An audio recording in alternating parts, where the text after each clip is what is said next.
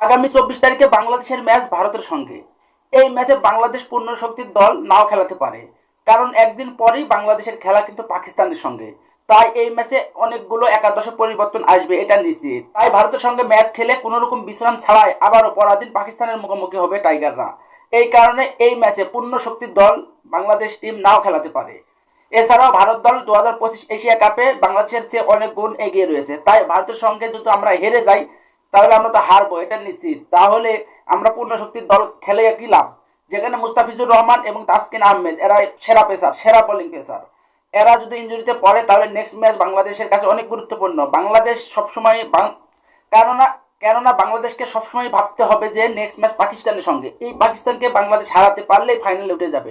ভারতের সঙ্গে ম্যাচটা অনেক গুরুত্বপূর্ণ না বাংলাদেশের কাছে। তাই একাদশে অনেকগুলো পরিবর্তন আসতে পারে, যেখানে মুস্তাফিজুর রহমানের পরিবর্তনে সন্দীপ সাকিন ঢুকতে পারে। এছাড়াও তাসকিন আহমেদের পরিবর্তনে সাইফুদ্দিন ঢুকতে পারে বা শরীফুল ইসলাম থাকতে পারে। এছাড়াও একাদশে রিশাদ হোসেনও থাকতে পারে, কারণ বাংলাদেশ এই ম্যাচে পূর্ণ শক্তির দল না খেলাতেও পারে।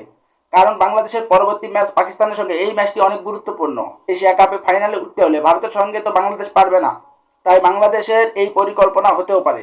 সব মিলে আমরা চাই বাংলাদেশ ভালো একটা পূর্ণ শক্তির দল নিয়ে খেলুক, পূর্ণ শক্তির দল নিয়ে খেলে ইন্ডিয়াকে হারিয়ে দিক।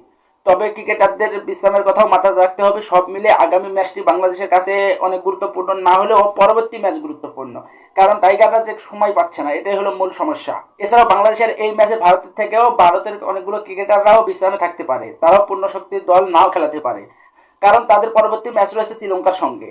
শ্রীলঙ্কার সঙ্গেও তারা চাইবে ভালো জিততে। আর এই এশিয়া কাপের আসরে ভারত অনেক ভালো দল বা ভালো পারফরমেন্স করে যাচ্ছে, তাই একাদশে বাংলাদেশের অনেকগুলো পরিবর্তন নিয়ে আসতেও পারে বাংলাদেশের কোচ। তো সব মিলে আগামী 24 তারিখের এই ম্যাচটি বাংলাদেশের কাছে অনেক গুরুত্বপূর্ণ, খুব একটা বলা যায় না, কারণ পরবর্তী ম্যাচ বাংলাদেশের কাছে গুরুত্বপূর্ণ। কারণ ভারতের সঙ্গে সেভাবে পার্সেন্ট হিসাবে জিতা অসম্ভব, কারণ ভারত একটা পাওয়ারফুল টিম। বর্তমানে তারা টি-20 র্যাঙ্কিং 1 নম্বর দল হিসেবে রয়েছে। এছাড়াও বাংলাদেশ ভারতকে টি-20 ফরম্যাটে একবার হারিয়েছে, আর ভারত বাংলাদেশকে 16 বার হারিয়েছে।